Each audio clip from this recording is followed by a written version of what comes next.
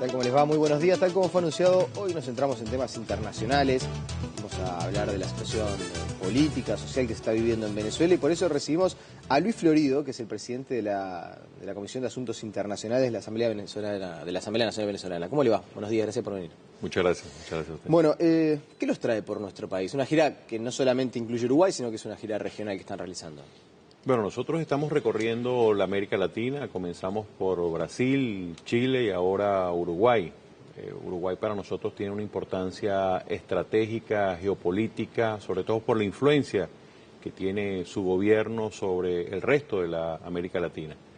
Esta gira se centra en un tema que para nosotros es esencial, la amenaza que se cierne sobre la democracia venezolana. La democracia venezolana está amenazada por un gobierno que no acepta el resultado electoral del 6 de diciembre del año pasado, que a pesar que le dijo al mundo que reconocía los resultados en los hechos y en la práctica, ha utilizado a su Tribunal Supremo como un pelotón de fusilamiento de la democracia. Y es por ello que nosotros estamos recorriendo el mundo para hablar de la situación venezolana. Indicadores muy graves. Los venezolanos hoy tienen menos democracia y son menos libres. Además, hay una grave crisis social, económica y, por supuesto, política que impide que nosotros demos el salto al futuro. Si tuviera que describirle, contarle a la gente en Uruguay que quizás no está tan familiarizada con lo que es el día a día en Venezuela, ¿qué es lo que se está viviendo? ¿Cómo es la situación al día de hoy en Venezuela? Bueno, yo voy a dar unas cifras que son espeluznantes. Lo primero, la escasez en alimentos, 80% de escasez. Es decir, de cada 10 productos solo se consiguen 2. En medicamentos la escasez llega incluso a 93%. Es decir, de cada 10 productos apenas, escasamente se consigue uno. Usted dirá, bueno, ¿qué está pasando con la gente que no consume medicamentos? Pues sencillamente está muriendo. Y esa es la realidad venezolana. Pero en materia económica tenemos un 270% de inflación al año pasado, a pesar de que las cifras oficiales hablan de 180%. Este año se estima de que será entre 700 y 750% la inflación más alta de América Latina y del mundo. Por otra parte, tenemos una inseguridad desbordada, 27.000 muertos por acción violenta del AMPA el año pasado. Si vemos otros indicadores, el salario de un venezolano, el salario base es apenas $13. Un médico gana $17, un maestro $14 mensual. Y un diputado como yo gana $38 mensual. Es decir, una grave crisis económica que deriva en una catástrofe social humanitaria. ¿Y cómo se hace para vivir así? Bueno, es muy complicado. La gente que comía 3 veces, ahora come a veces 2, a veces 1. El que comía 2 veces come 1 vez y hay gente que conocemos que come un día sí, un día no. Es decir, es muy grave la situación económica que estamos viviendo todos los venezolanos. A pesar de eso, la gente está esperanzada con el futuro. La gente que aspira al cambio y la gente que votó por el cambio del pasado 6 de diciembre tiene la esperanza puesta en la construcción de una mejor Venezuela. Ustedes están pidiendo que se active la Carta Interamericana por estas situaciones donde se considera que la democracia está en riesgo. Y bueno, algo que se planteaba con mucha insistencia en la previa del 6 de diciembre, que después había cuenta de los resultados y el reconocimiento al que usted hacía referencia del gobierno de Nicolás Maduro, se dejó un poco de mencionar, pero ustedes ahora están volviendo a insistir. ¿Cómo le explicamos a alguien que está acá en Uruguay, que en realidad, con lo que le decíamos, no estamos metidos en el día a día de lo que es Venezuela, que ustedes estén pidiendo activar una carta por la falta de democracia en un país donde hace 3 meses hubo elecciones, ganó la oposición, de hecho la oposición controla hoy el Parlamento? ¿Cómo se explica? Bueno, es difícil de explicar, pero lo hago muy brevemente. La oposición venezolana ganó, y no solo es que ganó, sino ganó las 2/3 partes del Parlamento. Eso fue el 6 de diciembre. El 23 de diciembre, el Parlamento, que estaba feneciendo de corte oficialista, hizo un nombramiento de 13 de los 32 magistrados del Tribunal Supremo. Para darte una idea, uno de los magistrados era diputado del PSUV y él mismo votó por él. Es decir, que los miembros electos del Tribunal Supremo son de corte oficialista. El Tribunal Supremo es el organismo máximo de justicia. El organismo máximo de justicia. Lo que para nosotros vendría a ser la Suprema Corte de Justicia. Es correcto. Eso fue el 23 de diciembre. Bueno, el 30 de diciembre viene la primera decisión judicial, desconociendo todos los diputados del estado más al sur de Venezuela, de Amazonas, y quitándonos las 2/3 partes ya del Parlamento. Esa fue la primera decisión judicial. La segunda decisión, el gobierno introduce un decreto de emergencia económica que viola preceptos constitucionales. Nosotros decidimos en la unidad rechazar este decreto. Sencillamente el Parlamento venezolano, en uso de sus atribuciones y de sus cualidades, decidió rechazarle el decreto al presidente Maduro. Sin embargo, el Tribunal Supremo posteriormente lo aprobó, sobrepasando nuestra Asamblea Nacional y asumiendo atribuciones que le son inherentes solo a cualquier parlamento del mundo. Y la tercera decisión del 1 de marzo ya nos quita la potestad principal de cualquier parlamento en el mundo, que es control y fiscalización. Solo nos deja la cualidad de legislar, pero solo las leyes que le gusten al gobierno. Ojo, esa decisión del 1 de marzo la ha rechazado el Parlamento. A partir de allí, el Parlamento venezolano saca un acuerdo donde le solicita a la comunidad internacional de que hay que activar la Carta Democrática, que hay que defender la democracia venezolana de otro Fujimorazo. Lo mismo que ocurrió en Perú, cuando el presidente Fujimori cerró el Parlamento. Bueno, esto es un cierre a puertas abiertas del Parlamento venezolano. Me interesa profundizar un poco más en la situación que usted describía, sobre todo en la situación social y las penurias económicas que se están viviendo allí en Venezuela. ¿Qué origen tienen? ¿Cómo se explica esa situación a la que usted hablaba de escasez de alimentos, solamente se consiguen 2 de cada 10, conseguir un medicamento de cada 10? ¿Cómo se explica? Bueno, se explica con relativa sencillez. Venezuela recibió en los últimos 17 años la mayor bonanza petrolera de su historia. Estamos hablando de 1.500 millones de dólares. Son tantos ceros que creo que no caben en pantalla. Bueno, esa bonanza petrolera, a pesar de que estábamos en el mayor auge económico en apariencia, el gasto público, el populismo exacerbado, nos llevó a aumentar la deuda de 37.000 millones de dólares a 282.000 millones de dólares. Pero el principal activador de la crisis venezolana es la corrupción. Se estima que hay entre 300.000 y 400.000 millones de dólares producto de la corrupción en bancos del extranjero. Y es por ello que llega un momento en que de tanto gasto, de tanta irresponsabilidad en el manejo de los dineros públicos, te tranca. Y eso fue lo que ocurrió con el gobierno venezolano. Los precios del petróleo simultáneamente bajaron, pero el petróleo no es el origen de la crisis. El origen de la crisis es un modelo equivocado, un modelo económico que se aplicó en Corea del Norte, que se aplicó en Cuba, que fracasó en esos países y que ahora fracasa en Venezuela, como todos sabíamos que iba a fracasar. Ya la Venezuela del día de hoy no debe pensar en lo que fue el mundo antes del muro de Berlín. Nosotros tenemos que trascender, que avanzar en lo que es la economía moderna. No existe economía moderna sin mercado. Tampoco existe economía donde se priorice lo social atendiendo solo a las reglas del mercado. En eso estamos claros. Pero hay que tener un equilibrio. Este gobierno no generó los equilibrios. Sencillamente el gasto público exacerbado, la corrupción, hicieron aguas con el presupuesto venezolano. Y ustedes están pidiendo la salida de Nicolás Maduro. Sí. Están pidiendo que Nicolás Maduro deje su cargo. ¿Se soluciona toda esta situación que usted describía con la salida del presidente? Te lo planteo al revés. Es imposible que Nicolás Maduro pueda generar una salida o una solución desde el punto de vista económico y social a la crisis.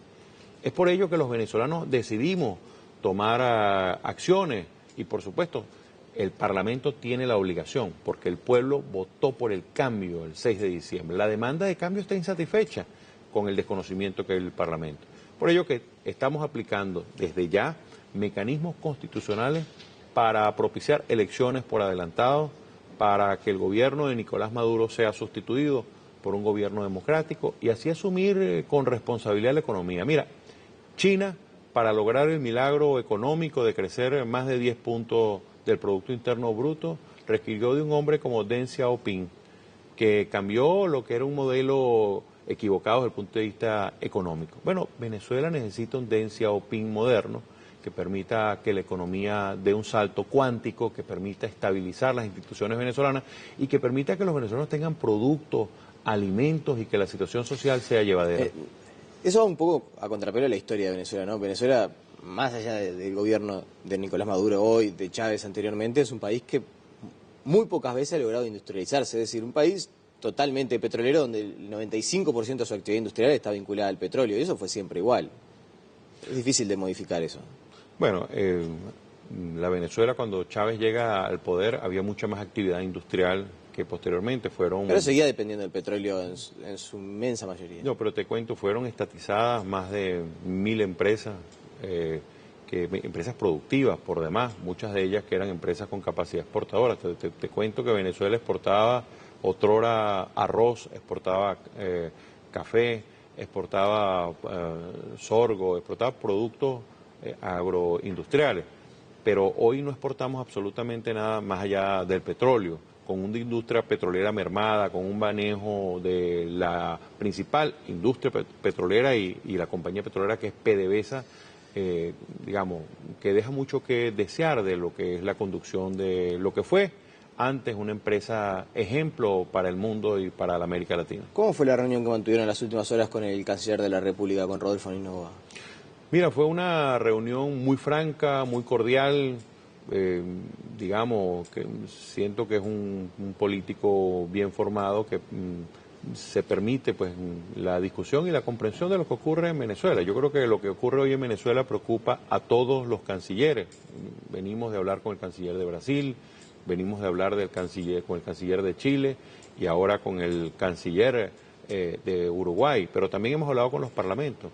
Y todos tienen la misma preocupación, la preocupación con el déficit de democracia, la preocupación con la demanda de cambio no satisfecha y la preocupación con las prácticas totalitarias, que todos tenemos la misma preocupación. ¿Y puede haber algún cambio de postura por parte del gobierno uruguayo? Sabido es que aquí en Uruguay la oposición reclamaba, incluso antes de las elecciones del 6 de diciembre, que se activara la Carta Democrática de la OEA y, sin embargo, la posición del gobierno de Tabaré Vázquez era permitir que se desarrollaran las elecciones, esperar los resultados, ver el reconocimiento y más allá de algún intercambio de declaraciones que quizás al gobierno de Nicolás Maduro no le cayó demasiado bien, la decisión del gobierno uruguayo fue mantenerse expectante pero no activar la carta.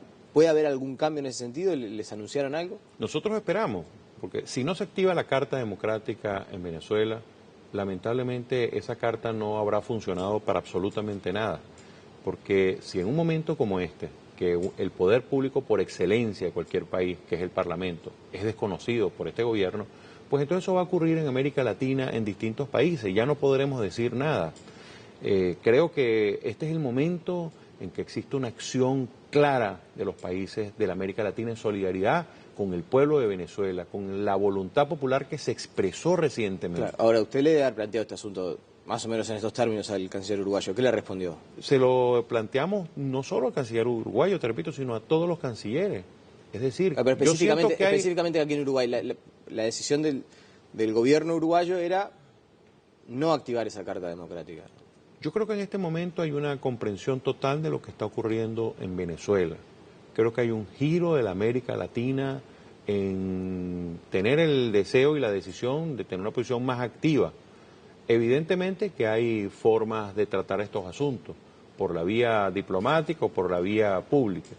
Creo que la vía más conveniente es la que logre la mayor eficiencia en el objetivo. El objetivo es activar la Carta Democrática, es proteger la democracia venezolana, es resguardar a un poder público por excelencia, es salvaguardar el deseo y la necesidad que tiene el venezolano de tener un futuro mejor. Si hoy están muriendo venezolanos por una catástrofe social humanitaria y la América Latina no dice nada, pues serán cómplices los países de América Latina de un crimen de lesa humanidad. Está muriendo jóvenes, niños venezolanos. Recientemente murió un niño que antes de dejar esta vida convulsionó 500 veces. No hay anticonvulsionantes. Tengo un amigo que hace un par de semanas le dio un ACV. ¿Por qué? Porque no hay antihipertensivo. Entonces no consiguió su pastilla. Y tengo otra amiga que su tía murió por causa del virus del Zika. No consiguió inmunoglobulina, que es un medicamento fundamental, y murió por falta de inmunoglobulina. Eso está ocurriendo en la Venezuela de hoy, en pleno siglo XXI, en plena sociedad civilizada, en la sociedad de la comunicación. Y eso no puede ser. El mundo debe volcar su mirada a Venezuela y Venezuela debe hacer internamente lo que tiene que hacer constitucionalmente para sustituir al gobierno de Nicolás Maduro. Después la situación que usted está describiendo, sobre todo esto que mencionaba, la falta de medicamentos y la muerte de gente por esas circunstancias, hasta me cuesta hacer la pregunta que voy a hacer, porque obviamente que me imagino debe haber prioridades y para ustedes esto que yo les voy a plantear en realidad no debe estar ni cerca en la lista de prioridades, pero aquí en Uruguay es un tema y es un tema muy sensible, sobre todo para el sector productivo nacional.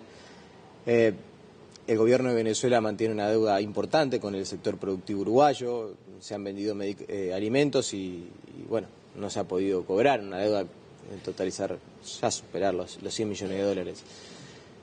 La visión suya desde Venezuela, ¿existe alguna posibilidad de cobro de esa deuda? Te voy a responder lo mismo que le dije a los industriales brasileños con quien tuve la oportunidad de reunirme, o a los poderes públicos en Chile. Este gobierno de Nicolás Maduro no tiene posibilidad de pagarle absolutamente a nadie. Solo les digo que a las farmacéuticas venezolanas que se han ido, muchas de ellas del país, les debe más de 6.000 millones de dólares desde hace casi 3 años. Y sin contar con las aerolíneas que se han ido una tras otra de Venezuela por falta de pago, a quien se le debe una cifra similar. Pero no son solo eso, también son la industria productora de alimentos en Venezuela, a quien también se les deben importantes cantidades. Se estima que la deuda no documentada, es decir, aquella que ha sido suscrita por Venezuela con empresas que actúan en nuestro territorio, es más de 20.000 millones de dólares. Mucho más difícil es pagarle a cualquier productor. Y lo digo porque la única forma de que Venezuela honre sus deudas es que cambie el gobierno, que venga un gobierno serio a refinanciar deuda, a buscar el apoyo de los multilaterales para tener fondos para atender nuestras necesidades y así encaminarnos de la Venezuela de los controles, de la Venezuela de la corrupción, de la Venezuela del modelo equivocado a un modelo productivo, un modelo de desarrollo, donde todos los derechos sean para todas las personas. Me quedan 2 minutos y hay 2 temas que no quiero dejar de desarrollar, así que le pido por favor que sea concreto en las respuestas. El miedo que hay muchas veces aquí en estas latitudes cuando se habla de Venezuela y la posibilidad de un cambio político es que haya un derramamiento de sangre. Que el cambio esté acompañado, ni que hablar de un proceso democrático, pero sí de movilizaciones sociales y movilizaciones que terminen en un baño de sangre. ¿Es posible evitar esto, que en Venezuela se procese un cambio eventualmente, si la sociedad lo resuelve, pero que sea en paz? Nosotros esperamos eso, pero estamos decididos a comenzar una gran movilización en el país. Este sábado habrá la primera gran movilización para solicitar la renuncia de Nicolás Maduro, el presidente de nuestro país, y buscar una válvula de escape a la grave crisis que vivimos en Venezuela. La última, hay una polémica instalada en Venezuela por una denominada ley de amnistía. Ayer justo tuve la oportunidad de estar en una actividad de la Embajada de Venezuela aquí en Uruguay, donde participó una ONG, Víctimas de las Guarimbas.